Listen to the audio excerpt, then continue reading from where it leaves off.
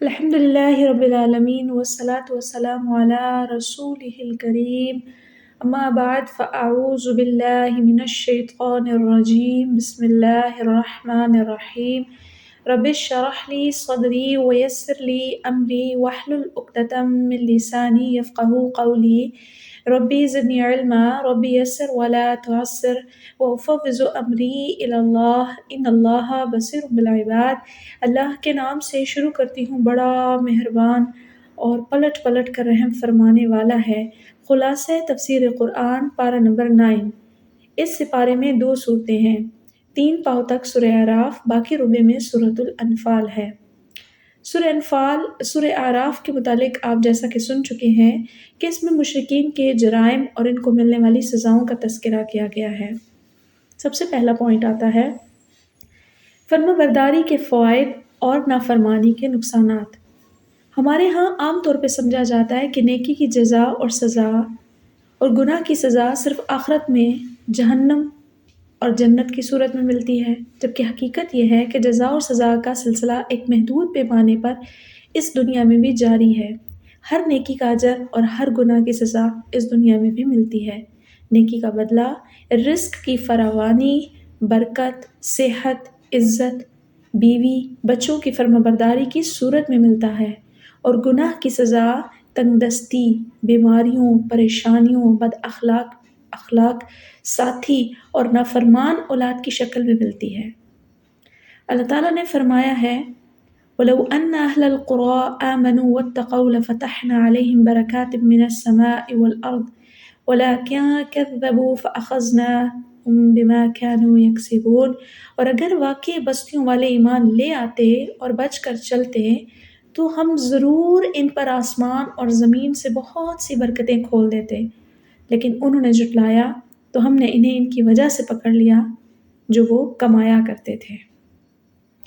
اس کے بعد پوائنٹ آتا ہے سیدنا موسیٰ علیہ السلام اور ان کی قوم بنی اسرائیل کا تفصیلی تذکرہ۔ اللہ تعالیٰ نے سیدنا موسیٰ علیہ السلام کو فرعون اور اپنی قوم بنی اسرائیل کی طرف مبعوث فرمایا۔ سیدنا موسیٰ علیہ السلام نے فرعون کے دربار میں پہنچ کر اسے بتایا کہ مجھے اللہ نے نبی بنا کر مبعوث کیا ہے، اور اس کے سامنے اللہ کا پیغام پیش کیا۔ موسیٰ کی دعوت 2 نقطوں پر تھی۔ نمبر 1، توحید الہی کو تسلیم کر لو۔ نمبر 2، بنی اسرائیل کو آزاد کر دو اور انہیں اپنے وطن فلسطین جانے کی اجازت دے دو۔ فرعون نے اس سے نشانیوں کا مطالبہ کیا تو سیدنا موسیٰ علیہ السلام نے اپنی لاٹھی نکالی جو سام بن گئی، پھر اپنا ہاتھ بغل میں دبا کر نکالا تو وہ چمکدار تھا۔ اس کے باوجود فرعون اور اس کے حواریوں نے، اس کے جو ساتھی تھے ساتھ میں، موسیٰ علیہ السلام کو جھوٹا اور جادوگر قرار دیا۔ پھر سیدنا موسیٰ علیہ السلام کا مقابلہ کرنے کے لیے ملک بھر کے جادوگروں کو اکٹھا کیا، مقابلے کی تاریخ طے کر دی۔ مقررہ دن کو ملک بھر کے تمام لوگ جمع ہو گئے۔ یہاں جادوگروں نے اپنے فن کا مظاہرہ کرتے ہوئے لوگوں کی آنکھوں پر جادو کر دیا۔ لوگوں کو تو یوں نظر آ رہا تھا کہ پورا میدان سانپوں سے بھرا ہوا ہے۔ تب موسیٰ علیہ السلام نے اللہ تعالیٰ کے حکم سے میدان میں اپنا عصا پھینکا تو وہ بہت بڑا اژدہا بن گیا اور جادوگروں کے مصنوعی سانپوں کو پل بھر میں نگل گیا اور میدان صاف ہو گیا۔ جب جادوگروں نے دیکھا کہ ہمارا سب کچھ جھوٹ تھا لیکن موسیٰ کے عصا سے بننے والا سانپ حقیقی تھا، تب انہیں یقین آ گیا کہ موسیٰ علیہ السلام اللہ کے رسول ہیں، تو وہ فوراً ایمان لے آئے۔ فرعون کی حالت بڑی عجیب ہو گئی۔ اس نے جادوگروں کو دھمکی دیتے ہوئے کہا کہ موسیٰ پر ایمان لانے کا انکار کرو، ورنہ مخالف سمت سے تمہارے ہاتھ اور پاؤں کاٹ دوں گا۔ جادوگروں نے کہا کوئی بات نہیں، مر کر رب کے پاس ہی جانا ہے نا، جس پر ایمان لائے ہیں تو کیا ڈر ہے۔ پھر جادوگروں نے اللہ سے دعا کرتے ہوئے کہا ربنا لما جاءتنا ربنا افرغ علینا صبرا وتوفنا مسلمین۔ اے ہمارے رب، ہم پر صبر کی چادر ڈال دے اور ہمیں اس حال میں فوت کر کہ ہم فرما بردار ہوں۔ فرعون کے برعکس بنی اسرائیل سیدنا موسیٰ علیہ السلام پر ایمان لے آئے تو فرعون نے انہیں سزا دینے کے لیے حکم دیا کہ دوبارہ ان کے بیٹوں کو قتل کر دیا جائے۔ تو موسیٰ علیہ السلام نے اپنی قوم کو نصیحت کرتے ہوئے فرمایا، قال موسیٰ لقومہ استعینوا باللہ واصبروا ان الارض للہ یورثها من یشاء من عبادہ والعاقبۃ للمتقین۔ موسیٰ نے اپنی قوم سے کہا، اللہ سے مدد مانگو اور صبر کرو، بے شک زمین اللہ کی ہے، وہ اس کا وارث اپنے بندوں میں سے جسے چاہتا ہے بناتا ہے، اور اچھا انجام ہمیشہ متقی لوگوں کے لیے ہوتا ہے۔ تب اللہ تعالیٰ نے قوم فرعون پر پے در پے 7 عذاب نازل کیے، قحط سالی، پھلوں کی کمی، طوفان، ٹڈی دل، جوئیں یا سسری، مینڈک اور خون۔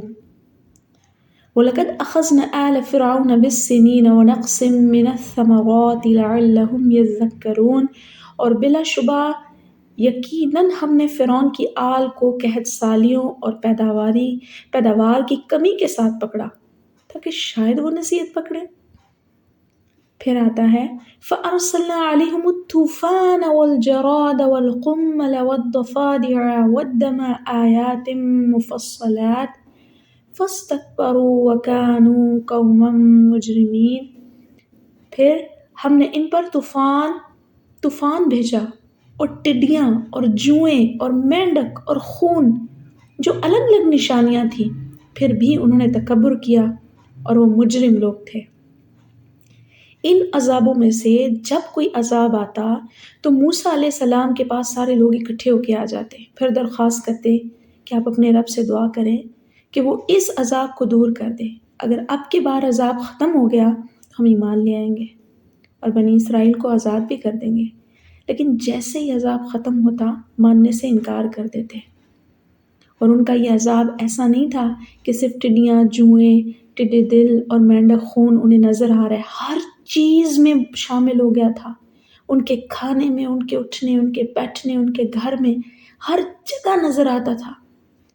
اس مارے خوف کے وہ جب نبی سیدنا موسیٰ علیہ السلام کے پاس آتے اور دعا کراتے، دعا سے عذاب ٹل جاتا، عذاب ٹلتے ہی وہ حق ماننے سے پھر انکار کرتے، تب اللہ تعالیٰ نے انہیں دریا میں غرق کر دیا اور بنی اسرائیل کو نہ صرف آزادی عطا فرمائی بلکہ پورے فلسطین کا حاکم بنا دیا۔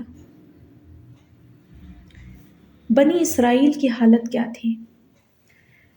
بنی اسرائیل کو اللہ تعالیٰ نے فرعون کے ظلم و ستم سے نہ صرف نجات دی بلکہ ان کے سامنے اسے غرق بھی کیا، جس سے ان کی آنکھیں ٹھنڈی بھی ہوئیں۔ اب چاہیے تو یہ تھا کہ وہ اللہ کے سامنے سجدہ ریز ہو جاتے، پکے مسلمان بن جاتے، لیکن جیسا کہ آپ پیچھے سے سنتے آ رہے ہیں کہ بنی اسرائیل سخت دل قوم ہے، اللہ کے بڑے نافرمان ترین قوم ہے، لہٰذا انہوں نے اللہ کا شکر ادا کرنے کے بجائے دریا پار کرتے ہی بت پرستی کی خواہش کا اظہار کر دیا۔ کہا وَجَاوَزْنَا بِبَنِي إِسْرَائِيلَ الْبَحْرَ فَأَتَوْا عَلَىٰ قَوْمٍ يَعْكُفُونَ عَلَىٰ أَصْنَامٍ لَهُمْ قَالُوا يَا مُوسَى اجْعَل لَّنَا إِلَٰهًا كَمَا لَهُمْ آلِهَةٌ قَالَ إِنَّكُمْ قَوْمٌ تَجْهَلُونَ۔ اور ہم نے بنی اسرائیل کو سمندر سے پار اتارا تو وہ ایسے لوگوں پر آئے جو اپنے کچھ بتوں پر جمے بیٹھے تھے، کہنے لگے اے موسیٰ ہمارے لیے بھی کوئی معبود مقرر کر دے جیسے ان کے کچھ معبود ہیں۔ اس نے کہا بے شک تم ایسے لوگ ہو جو جہالت کا کام کرتے ہو۔ اس کے باوجود ان کے ذہنوں نے بت پرستی کا خمار ختم نہ کیا۔ چند دنوں بعد اللہ تعالیٰ نے موسیٰ علیہ السلام کو کوہ طور پر بلایا تاکہ انہیں کتاب تورات دی جائے۔ جیسے ہی موسیٰ علیہ السلام کوہ طور پر تشریف لے گئے، قوم نے سونے کا بچھڑا بنا لیا اور اسے پوجنا بھی شروع کر دیا۔ اللہ تعالیٰ نے فرمایا وَاتَّخَذَ قَوْمُ مُوسَىٰ مِن بَعْدِهِ مِنْ حُلِيِّهِمْ عِجْلًا جَسَدًا لَهُ خُوَارٌ أَلَمْ يَرَوْا أَنَّهُ لَا يُكَلِّمُهُمْ وَلَا يَهْدِيهِمْ سَبِيلًا اتَّخَذُوهُ وَكَانُوا ظَالِمِينَ۔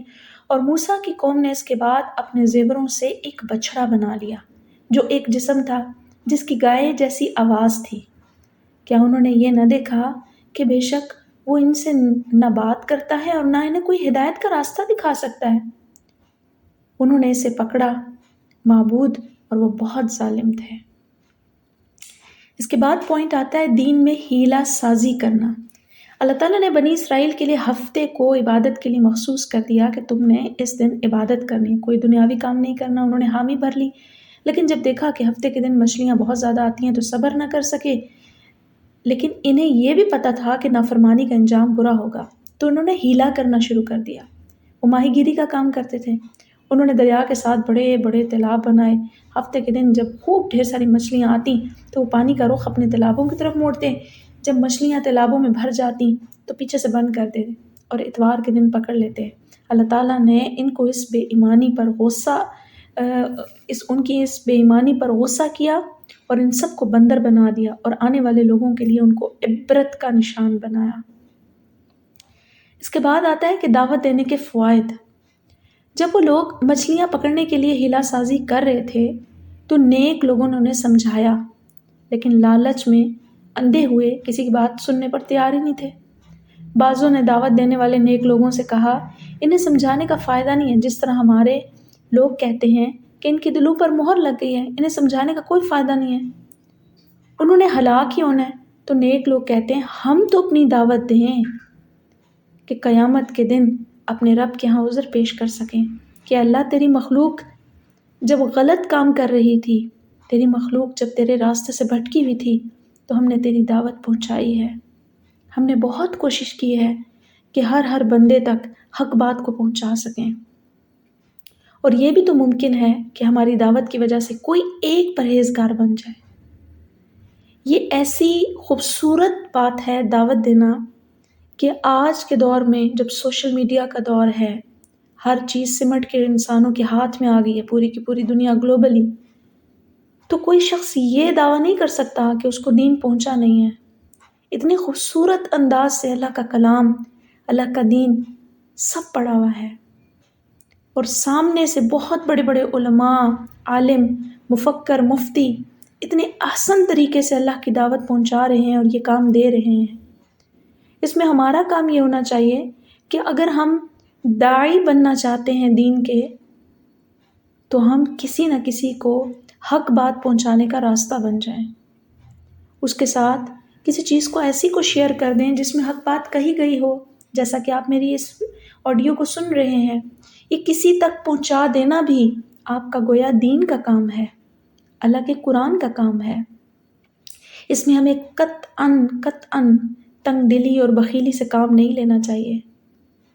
اب بنی اسرائیل کے یہ لوگ جو ہیلہ کرنے والے اور مچھلیاں پکڑنے والوں کو سمجھا رہے تھے کہ تم اللہ کے راستے میں دھوکہ دہی نہ کرو، تمہیں منع کیا گیا ہے تو منع ہی رہو، لیکن انہوں نے آگے سے بات نہ سنی۔ تو جب اس قوم پر عذاب آیا اور یہ سارے بندر بن گئے تو نجات صرف ان لوگوں کو ملی تھی جو خود بھی گناہ سے پرہیز کرتے تھے اور لوگوں کو بھی گناہ کے سے بچنے کی تلقین کرتے تھے۔ کتنا بڑا فائدہ ہے دعوت دینے کا، اللہ کے دین کا داعی بننا بہت بڑے فائدے مند ہے۔ اللہ کے نبی صلی اللہ علیہ وسلم نے فرمایا، جس کا مفہوم ہے کہ برائی کو ہاتھ سے روکو، ہاتھ سے نہیں روک سکتے تو اس کو زبان سے روکو، زبان سے نہیں روک سکتے کم از کم اس کو اپنے دل میں تو برا جانو کہ یہ برا کام ہے۔ لیکن ہمارے ہاں بہت ساری ایسی روش چل پڑی ہے کہ برائی کے کام کو کرنا، پھیلانا، دینا، اس میں انسان کو عجیب قسم کی ایک لذت آتی ہے، فخر محسوس کرتا ہے۔ تو پھر وہ یہ سوچ لے کہ جن کو وہ پسند کر رہا ہے اور جن کے ساتھ وہ کھڑا ہے اس گناہ کے کام میں، اس کا انجام بھی انہی لوگوں میں ہوگا۔ اللہ ہمیں نیک لوگوں کے ساتھ اٹھائے اور ہمیں دین کے داعی بنا کے رکھے، اور ہم سے قرآن کی خدمت کے کام لے، ہمیں پسند بھی ایسے لوگ کروائے جو دین کے کام کرنے والے ہیں، جو دین والے ہیں۔ اس کے بعد اگلا پوائنٹ آتا ہے آپ صلی اللہ علیہ وسلم پر ایمان لانے کا حکم۔ سابقہ انبیاء اور ان کی اقوام کا تذکرہ کرنے اور ان کی بدعمالیوں کا انجام بیان کرنے کے بعد یہود و نصارہ کو دعوت دی گئی کہ آپ صلی اللہ علیہ وسلم وہی نبی ہیں جن کی نشانیاں اور علامات تمہاری کتابوں تورات، زبور اور انجیل میں موجود ہیں، اور ان پر ایمان لانے کا تمہاری کتابوں میں حکم دیا گیا ہے۔ اب تمہارے پاس چانس ہے کہ ان پر ایمان لے آؤ، کامیاب ہو جاؤ گے، ورنہ تمہارا حشر پہلی قوموں والا ہوگا۔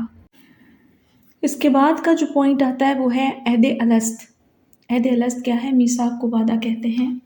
اللہ تعالیٰ نے انسانوں کو دنیا میں بھیجنے سے پہلے ان کی روحیں پیدا کی اور ان سے وعدہ لیا۔ ایک وعدہ انبیاء سے لیا گیا جس کو میثاق اول کہتے ہیں، ایک وعدہ آدم علیہ السلام کی اولاد سے لیا گیا، تمام تر اولاد سے، قیامت تک کے تمام روحوں سے وعدہ لیا گیا، اس کو میثاق دوم کہتے ہیں۔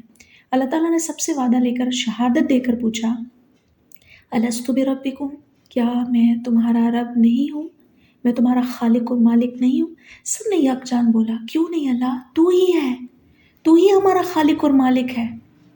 پھر اللہ تعالیٰ نے ان سے یہ کہا کہ ایسا تو نہیں ہوگا کہ تم قیامت کے دن مجھے آ کے واپسی پر یہ جواب دو گے کہ ہم تو غافل تھے، ہمیں یاد نہ رہا، ہم بھول گئے اس بات کو، یا تم یہ تو عذر نہیں کرو گے قیامت کے دن کہ اللہ ہمارے تو باپ دادا جو تھے، ہم نے ان کو دیکھا کہ وہ شرک کرتے ہیں، وہ شریک ٹھہراتے ہیں، وہ دین والے ہیں ہی نہیں، ان کے پیچھے لگ کے ہم بھی ایسے ہو گئے، تو اس وجہ سے ہم نے بھی تیرے راستے کو چھوڑے رکھا۔ اس کا مطلب یہ ہے کہ انبیاء اور آسمانی کتابوں کی دعوت کوئی نئی اور انوکھی بات نہیں ہے کہ اسے سمجھنا مشکل ہو۔ یہ ایسا پیغام ہے جو ہر شخص کی فطرت میں موجود ہے، اللہ تعالیٰ نے اس کے خمیر میں ڈالا ہے، ہر روح کی آواز ہے۔ اسلام کا پیغام فطری اور عقل کے مطابق ہے۔ اسلام کا معاشرہ، اسلامی معاملات، اللہ تعالیٰ نے جو سارا کا سارا اسلام ڈیزائن کیا ہے، عین انسان کی فطرت پر ڈیزائن کیا ہے۔ اس میں سکون رکھا ہے، اس میں اللہ تعالیٰ نے انسان کے لیے انسان کی دونوں جہان کی کامیابی رکھی ہے، اور یہ حقیقت بات ہے کہ جو شخص اللہ سے ڈرتا رہتا ہے، اللہ کو ایک مان کر چلتا ہے، اس کی زندگی میں ایک سکون ہے، ایک اخلاص ہے۔ پھر وہ رائٹ لیفٹ کے جتنے بھی راستے ہوتے ہیں، کسی کی طرف نظر اٹھا کے بھی نہیں دیکھتا، کیونکہ اس کے لیے اللہ کافی ہے۔ اس کے بعد کا پوائنٹ آتا ہے اسماء الحسنہ پر ایمان اور اس کے ذریعے دعا کرنا۔ اللہ تعالیٰ کے بہت سارے صفاتی نام ہیں، ہمیں انہی ناموں کے ساتھ دعا کرنی چاہیے، انہی ناموں کا واسطہ دے کر دعا کرنی چاہیے۔ اور یہ بھی ہے کہ اللہ کے صفاتی نام یا اللہ کی صفات کو کسی شخص کی طرف منسوب کرنا یہ بہت بڑا گناہ ہے، ایسا کرنے والے کی سزا جہنم ہے، جیسا کہ اللہ تعالیٰ کا فرمان ہے وَلِلَّهِ الْأَسْمَاءُ الْحُسْنَى فَادْعُوهُ بِهَا وَذَرُوا الَّذِينَ يُلْحِدُونَ فِي أَسْمَائِهِ سَيُجْزَوْنَ مَا كَانُوا يَعْمَلُونَ۔ اور سب سے اچھے نام اللہ کے ہیں، سو ان اللہ کو ان ناموں کے ساتھ پکارو، اور ان لوگوں کو چھوڑ دو جو اس کے ناموں کے بارے میں سیدھے راستے سے ہٹتے ہیں، انہیں جلدی ان کے کاموں کا بدلہ دے دیا جائے گا کہ وہ کیا کرتے تھے۔ اللہ تعالیٰ کے اسماء الحسنہ 99 جو حدیث شریف میں آ رہے ہیں ہمارے پاس، اکثر آپ نے اسماء الحسنہ سنے ہوئے بھی ہوں گے، ان کو یاد کرنے کا اہتمام کرنا، ان کو پڑھنے کا اہتمام کرنا، یہ ان میں بہت سارے اسماء ایسے ہیں جو اسماء اعظم ہے۔ ہمیں جب دعا کروانی ہو، دعا کے لیے کوئی خاص ہماری منت ہو، نظر ہو، تو ہمیں ان ناموں کا ذریعے اپنی دعاؤں کی مستجاب کروانے کے لیے ان ناموں کا ذکر کرنا چاہیے زیادہ سے زیادہ۔ کئی دفعہ لوگ کسی ایک نام کو پکڑ لیتے ہیں اور اسی نام کا ورد رکھتے ہیں، یہ بھی ٹھیک ہے، اگر اس کے ساتھ یا اللہ لگا کے کر لیں تو بھی ٹھیک ہے، اور اگر آپ اکیلے بیٹھے ہوں اور صرف آپ اپنے دل میں اللہ اللہ اللہ اللہ اسی نام کو پکڑ لیں تو آپ کو کچھ ہی دیر بعد اس نام سے ایک انسیت سی پیدا ہو جائے گی، اور پھر آپ کو محسوس ہوگا کہ اللہ تعالیٰ انسان کے دل میں کیسے جواب دیتے ہیں۔ اللہ کی محبت دل میں محسوس ہوگی، یہ اسماء الحسنہ اتنی پیاری چیز ہے. جیسا کہ کسی چیز کا ہم نام لیتے رہیں ہم اس کے ذائقے، اس کے محبت، اس کے تمام تر زاویوں سے بخوبی واقف ہوتے ہیں کہ وہ چیز کیسی ہوگی. ایسے ہی ہمارا خالق اور مالک اللہ ہے. جب ہم اس کا مستقل نام لیتے ہیں، ہر چیز میں اس کو اپنے ساتھ شامل حال کر لیتے ہیں، پھر ہمیں اس کی محبت محسوس ہونے لگتی ہے. اسی لیے ہم اپنی زندگی میں ماشاء اللہ کہتے ہیں، سبحان اللہ کہتے ہیں، الحمدللہ کہتے ہیں، اللہ اکبر کہتے ہیں اور الحمدللہ کہتے ہیں. یہ تمام تر چیزیں ہمیں اللہ کی طرف، کاموں کو اللہ کی طرف منسوب کرتی ہیں، جس پہ اجر و ثواب کا بھی باعث بنتے ہیں. اس کے بعد آ جاتا ہے اگلا پوائنٹ جو آتا ہے، وہ آتا ہے اولاد میں شرک باللہ. یہ کیا چیز ہے؟ یہ ہے بہت سارے لوگ اس طرح عبادت میں شرک کرتے ہیں، اس طرح کہ وہ دعاؤں اور نعمتوں میں بھی شرک کرتے ہیں، اللہ کو چھوڑ کر دوسروں سے دعائیں کرتے ہیں، نعوذ باللہ. یا کبھی ایسا ہوتا ہے کہ ان پر کوئی نعمت اللہ کی طرف سے ہو لیکن اس کو منسوب غیر اللہ کی طرف کر دیتے ہیں. یہ شرک اکبر ہے. ہم نے سورہ نام میں پڑھا تھا کہ مشرکین عرب اپنے بتوں کو خوش کرنے کے لیے ان کے آستانوں پر جا کے اپنے بچوں کو ذبح کر کے نذرانہ چڑھاتے تھے. سورہ اعراف میں اولاد میں شرک کی ایک دوسری قسم بیان کی جا رہی ہے. کیسے؟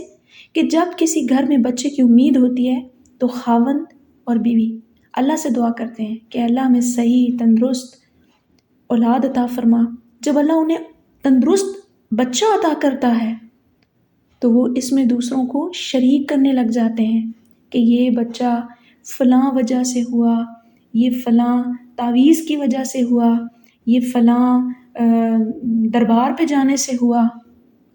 اللہ تعالیٰ فرماتا ہے فَلَمَّا آتَاهُمَا صَالِحًا جَعَلَ لَهُ شُرَكَاءَ فِيمَا آتَاهُمَا فَتَعَالَى اللَّهُ عَمَّا يُشْرِكُونَ. پھر جب اللہ نے انہیں تندرست اولاد عطا کی تو وہ دونوں نے اس کے لیے اس میں شریک بنا لیے جو اس نے انہیں عطا کیا تھا. پس اللہ اس سے بہت بلند ہے جو وہ شریک بناتے ہیں.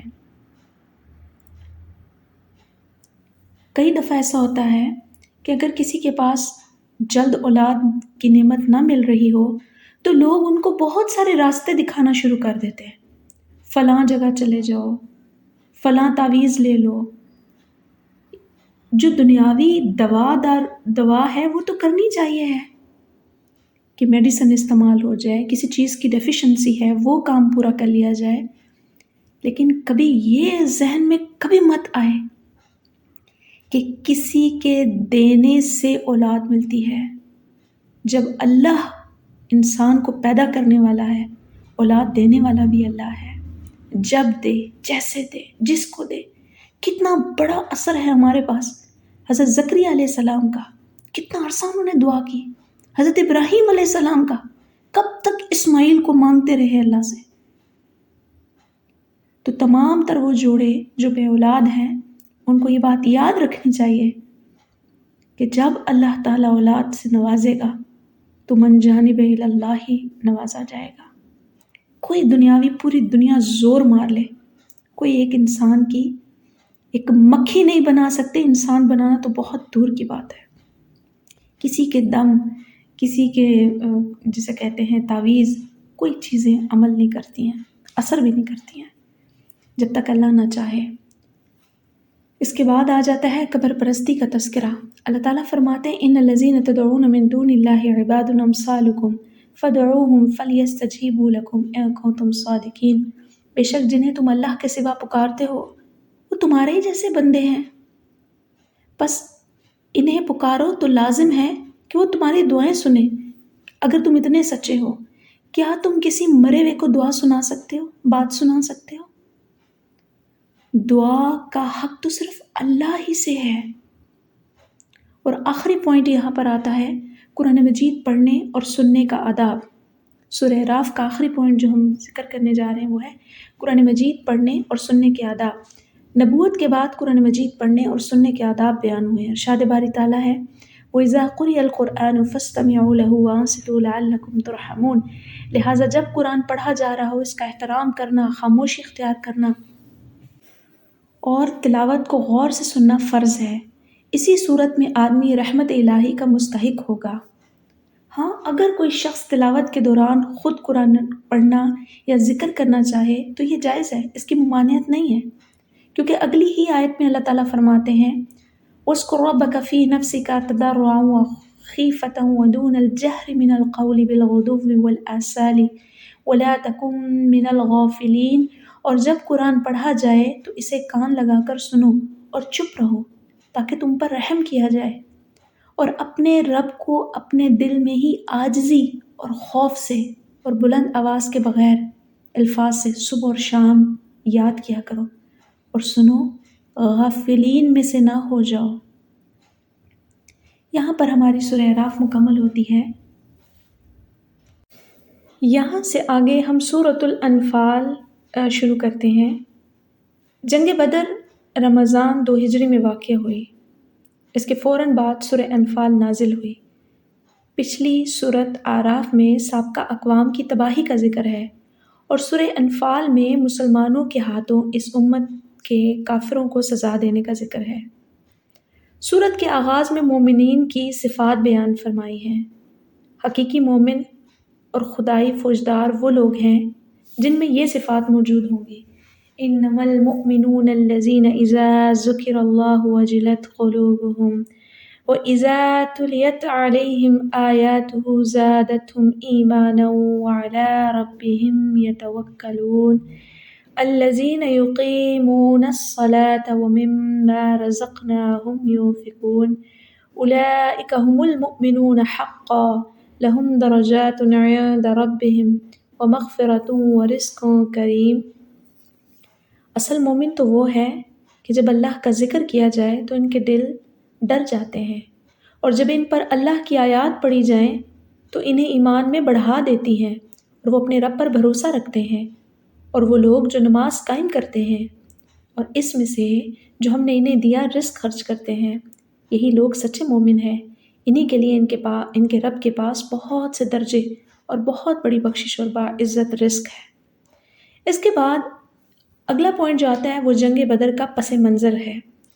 میں کوشش کروں گی اللہ کے حکم سے، اللہ کی اجازت کے ساتھ، اللہ کی مدد کے ساتھ، کہ یہ آپ کو بڑے آسان طریقے سے، آسان لفظوں میں، مختصر سا میں بیان کر سکوں۔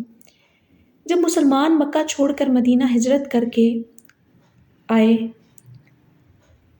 اب جب یہاں پر آئے ہیں تو ان کے یہاں پر آنے کے ساتھ ہی کفار، چونکہ مسلمان جو ہجرت کر کے آئے تھے وہ اسی لیے آئے تھے کہ کفار مکہ کے ظلم و ستم سے بچنے کے لیے مکہ کی آبادی چھوڑ دی جائے اور دوسری امن کے ساتھ اپنے دین کے مطابق زندگی بسر کر سکیں، وہ اس لیے مدینہ آئے تھے۔ لیکن کفار مکہ نے 500 کلومیٹر دور مدینہ میں بھی مسلمانوں کو سکون سے نہ رہنے دیا، اور وہاں کے یہود اور غیر مسلم سرداروں سے تعلقات بنائے، قائم کیے، تاکہ وہ ان کی مدد کے ساتھ مسلمانوں کو اور زیادہ ظلم کر سکیں یا ان کا خاتمہ ہی کر دیں۔ مدینہ کے کچھ مسلمان عمرے کی غرض سے مکہ آئے تو اہل مکہ نے حرم کا بھی خیال نہیں کیا اور مسلمانوں پر ظلم کیا۔ اس کے علاوہ مدینہ کے اطراف میں اکا دکا حملے بھی کیے۔ جواب میں مسلمانوں نے براہ راست ان پر حملہ کرنے کے بجائے محض انہیں یہ احساس دلانے کے لیے کہ ہمیں تنگ نہ کرو، ورنہ یاد رکھنا تمہاری اقتصادی راہداری ہمارے پاس سے گزرتی ہے، اگر تم نے اپنی روش تبدیل نہ کی، یعنی ہماری یہ جو دشمنی میں تم ہمیں ہر وقت جانی نقصان پہنچانے کی پلاننگز کرتے ہو، اگر تم نے یہ کام ختم نہ کیے تو ہم تمہارا معاشی ناکہ بند کر دیں گے۔ کفار نے یہ بات سمجھنے کے بجائے مسلمانوں کے مکمل خاتمے کا پلان کر دیا کہ اس قوم کو ہی ختم کر دو کہ جہاں سے یہ نکلے ہیں ابھی تو چند ہے، بعد میں پھیل نہ جائے۔ اور اس مقصد کے لیے انہوں نے تمام مکہ کے گھرانوں سے مال اکٹھا کیا کہ اس سے ہم تجارت کریں گے، جتنا فائدہ ہوگا سب سے ہتھیار خریدیں گے اور جنگ کی تیاری کریں گے اور مسلمانوں کا خاتمہ کر دیں گے۔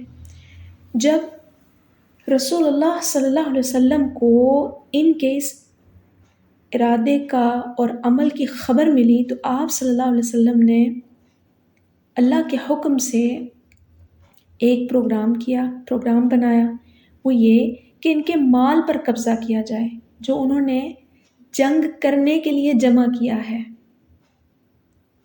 دوسرے لفظوں میں مسلمانوں کے اقتدام کا بڑا مقصد جنگ سے بچنا تھا۔ جب مسلمانوں کو خبر ملی کہ وہ قافلہ شام سے سامان خرید کر واپس آ رہا ہے تو آپ صلی اللہ علیہ وسلم نے اس پر حملہ کر کے ان کے مال پر پوری طرح سے قبضہ کرنے کے پروگرام بنا لیا۔ کافروں کو جب خبر ملی تو وہ اپنے قافلوں کو بچانے کے لیے گھر سے نکل کھڑے ہوئے۔ اب ان کو کس چیز کی فکر تھی؟ اپنے مال کی۔ انہیں تو یہ فکر آ گئی کہ اس میں تو ہم سارے ہی ہیں۔ اب چونکہ تمام ہی سرداروں نے اس میں اپنی انویسٹمنٹ کی ہوئی تھی تو سبھی بچانے کے لیے نکل پڑے۔ مسلمان تو گھروں سے نکلے تھے تجارتی قافلے پر حملہ کرنے، اور ان کے دل میں مال پر قبضہ کرنے کی نیت سے نکلے تھے، مگر اللہ تعالیٰ نے اس سے بڑھ کر شرک اور مشرکین کی کمر توڑنا چاہتا تھا۔ اللہ نے ان کا مقابلہ ہی کافروں سے کروا دیا۔ لہٰذا اللہ تعالیٰ نے مسلمانوں کے مقابلہ تجارتی قافلے کی بجائے مکہ سے آنے والے لشکر سے کروا دیا۔ اب جب مسلمانوں نے اپنے سامنے تجارتی قافلے کے بجائے مکہ کے فوجی قافلہ پایا تو مسلمان بڑے پریشان ہو گئے، کیونکہ وہ بڑی جنگ کے لیے تو تیاری کر کے ہی نہیں آئے تھے۔ لیکن جب ان پر جنگ مسلط ہو گئی تو انہوں نے اللہ سے مدد مانگی، تو اللہ تعالیٰ نے کئی طریقوں سے مسلمانوں کی مدد فرمائی۔ سب سے پہلے 1000 فرشتے آسمانوں سے نازل فرمائے۔ نمبر 2، مسلمانوں پر نیند طاری کر کے ان کے دلوں کو پرسکون بنا دیا کہ ان کے اندر اتنی تھکاوٹ تھی اور خوف تھا کہ اس کے مارے وہ سو بھی نہیں سک رہے تھے۔ اللہ تعالیٰ نے ان کو نیند سے پرسکون نیند سنائی، جس کے بعد وہ اٹھے ہیں تو وہ بہت فریش تھے۔ اس کے بعد آتا ہے کہ بارش نازل فرمائی۔ جس جگہ پر مسلمانوں کا پڑاؤ تھا یہ ریتلی زمین تھی، اب یہاں پر ریتلی زمین میں پاؤں جمنے کے قابل بن گئی جب بارش نازل ہو گئی۔ پھر ہوا کہ ایسا انتظام کیا کہ مسلمان کافروں کو کم دیکھ رہے تھے، اور کافروں کو جو مسلمان نظر آ رہے تھے وہ کئی گنا زیادہ نظر آ رہے تھے۔ اس کا نتیجہ یہ ہوا کہ مسلمانوں کے دلوں میں کافروں کا رعب ختم ہو گیا۔ لیکن جو کافر آئے ہوئے تھے، حالانکہ ان کے پاس مال اسباب بہت تھا، جنگی آلات زبردست تھے کیونکہ وہ تو تیاری کے ساتھ آئے ہوئے تھے، لیکن کافروں کے دلوں پر مسلمانوں کا رعب بہت زبردست قسم کا طاری ہو گیا، جس سے وہ ان کی ہمتیں ٹوٹ گئی۔ پھر اللہ تعالیٰ نے فرمایا فَاضْرِبُوا فَوْقَ الْأَعْنَاقِ وَاضْرِبُوا مِنْهُمْ كُلَّ بَنَانٍ، ان کی گردنوں کے اوپر ضرب لگاؤ اور ان کے ہر پور پر ضرب لگاؤ۔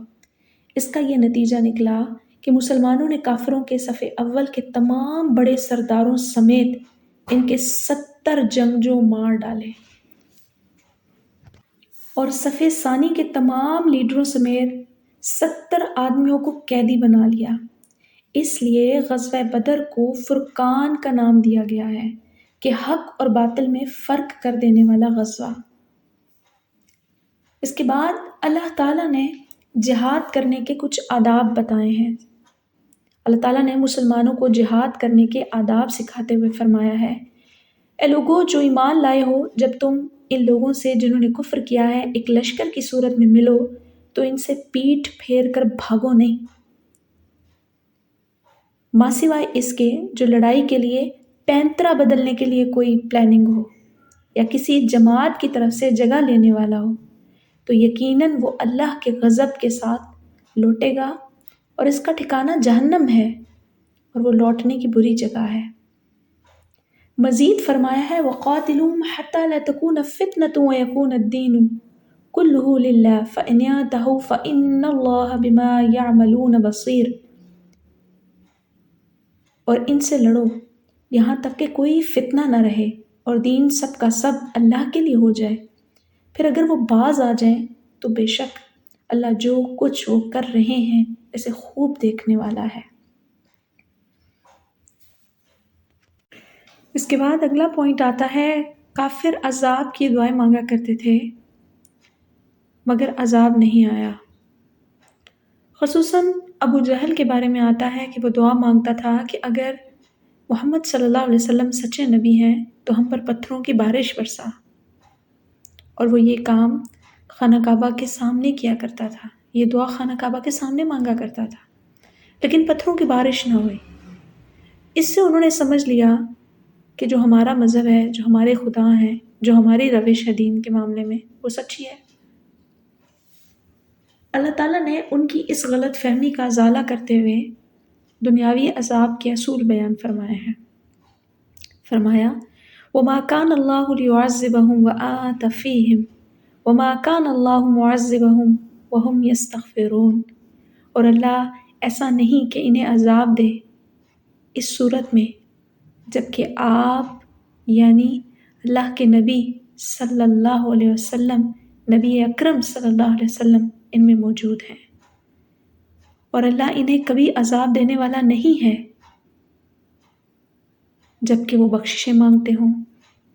یعنی دو صورتوں میں اللہ کسی قوم پر عذاب نہیں بھیجتا۔ نمبر ایک، جب نبی کی ذات اقدس صلی اللہ علیہ وسلم، نبی اکرم، نبی اعظم ان میں موجود ہیں تو ان کے اوپر عذاب نہیں آئے گا آپ کی رحمت کی وجہ سے۔ دوسری بات یہ ہے کہ جب کوئی قوم استغفار کرتی ہے تو اللہ تعالیٰ ان کے استغفار کرنے کی وجہ سے بھی ان کے اوپر عذاب نہیں بھیجتا۔ تو پہلے جب آپ مکہ میں تھے، آپ کی موجودگی کے سبب عذاب نہیں آیا۔ جب آپ صلی اللہ علیہ وسلم مدینہ ہجرت کر گئے، ان کفار نے، مکہ والوں نے آپ صلی اللہ علیہ وسلم کے ساتھیوں سمیت مجبور کر دیا ظلم و ستم کی وجہ سے، اور پھر اس پہ اوپر وہ معافی مانگنے کو بھی تیار نہیں تھے کہ آپ کو آپ کے شہر سے نکالا گیا، تو اب ان کے اوپر عذاب آنا ہی تھا، جس کی ایک صورت بدر کے میدان میں انہوں نے دیکھی کہ کیسے ان کے یہی چن چن کے سردار، یہ جو دعائیں کرنے والے تھے اور یہ سردار جو آپ صلی اللہ علیہ وسلم کے خلاف نعوذ باللہ قتل کی پلاننگز کرنے والے تھے، انہی کے خلاف لوگوں کو اکسانے والے تھے، ان کا زبردست مارکا اور انجام بدر کے موقع پر ہوا۔ اس کے بعد اس صورت میں اللہ تعالیٰ نے آخر میں کافروں کو الٹیمیٹم دیا ہے، فرمایا کُلْ لِلَّذِينَ كَفَرُوا إِن يَنْتَهُوا يُغْفَرْ لَهُمْ مَا قَدْ سَلَفَ وَإِن يَعُودُوا فَقَدْ مَضَتْ سُنَّتُ الْأَوَّلِينَ، ان لوگوں سے کہہ دیں جنہوں نے کفر کیا، اب بھی اگر وہ باز نہ آئیں تو جو کچھ گزر چکا ہے انہیں بخش دیا جائے گا، اور اگر پھر بھی ایسا ہی کریں تو پہلے لوگوں کا طریقہ گزر ہی چکا ہے۔ تو جو پہلے لوگوں کا طریقہ کار ہوا، جو ان کا انجام ہوا، ان حد سے بڑھنے والوں کا بھی وہی انجام ہوگا۔ گناہوں پہ ڈٹے رہنا، گناہوں پہ ڈٹائی کی طرح اپنا رویہ اختیار کرنا اللہ کو سخت ناپسند ہے۔ یہ کافر ہوتا کیا ہے؟ کافر کہتے ہیں انکار کرنے والے کو۔ انکار کرنے والا کس چیز کا؟ اللہ کا انکار کرنے والا، اللہ کے دین کا انکار کرنے والا، اللہ کے دین میں اللہ کے انبیاء اور اللہ کی کتابوں کا انکار کرنے والا، شریعت مطہرہ میں کافر انکار کرنے والا ہے۔ کہیں ایسا تو نہیں ہے کہ مسلمان نام کے ہوں اور اندر سے روش اور طریقہ کافروں والا اختیار کر رہے ہوں؟ کوئی بھی چیز ظاہراً ایسی نظر نہ آتی ہو کہ جس سے لگے کہ یہ مسلمان ہے، جس سے لگے کہ مسلمانوں کا طریقہ اپنا رہے ہیں۔ اگر یہ سب کچھ ایسے ہے تو ہمیں فوراً اللہ سے معافی مانگنی چاہیے، اپنا ہمیں محاسبہ ضرور کرنا چاہیے، کیونکہ اللہ تعالیٰ نے مغفرت اور بخشش کا راستہ ہمیں دکھا دیا ہے، معافی کے ذریعے، توبہ کے ذریعے۔ فرمایا میں انہیں بخش دوں گا، پیچھے جو گزر گیا گزر گیا، ان کی توبہ میں قبول کر لیا جائے گا. لیکن اگر یہ ڈھیٹ بن کے اپنی جگہوں پہ کھڑے رہیں گے تو جو پہلے والوں کا انجام ہوا وہی ان کا انجام ہوگا. اللہ ہمیں صالحین میں کرے، اللہ ہمیں ابرار لوگوں میں کرے، اللہ ہمیں علیین میں کرے، اور ہمیں ان لوگوں میں کر دے جن کے دل نرم ہوتے ہیں، جن کے دل ایمان پر جلدی سے آنکھیں تر کر دیتے ہیں، جن کے دل ایمان سے پختہ رہتے ہیں، جن کے دل اللہ اور اللہ کے نبی کی تعلیمات اور اللہ اور اللہ کے نبی کی یاد اور ذکر میں لگے رہتے ہیں. اللہ ہمیں ان لوگوں کی فہرست میں شامل فرمائے. وآخر دعوانا ان الحمد للہ رب العالمین.